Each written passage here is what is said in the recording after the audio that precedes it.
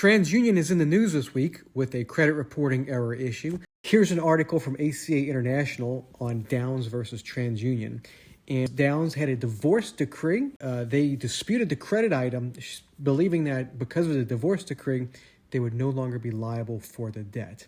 Let's take a look and see what happened. Here is the court opinion in order. And if we look down here, we will see that they were trying to seek negligent or willful violations of the Fair Credit Reporting Act. Let's dive deeper. We can see that the main issue is that the plaintiff had a divorce decree. Here's what we need to take away from this. When you have a divorce decree, that doesn't change your underlying original agreement with the creditor. It may be a contract between you and your former spouse. That is an inferior agreement to your original credit contract. So to say, hey, I have a divorce decree, I'm no longer liable for this account, well, that's not true.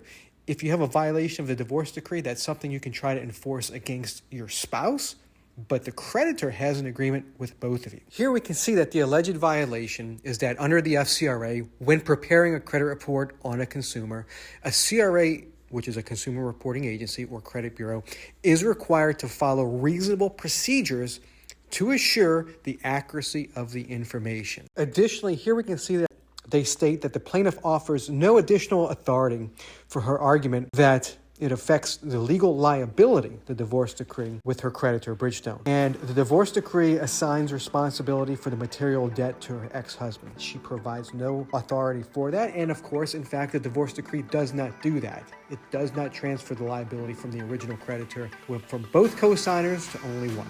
So for that matter, what the judge is saying is that they're not going to be able to move forward with this. Now, in response, the plaintiff is saying, okay, well, the credit report is material misleading. They did not originally plead that, but that's what they're saying now.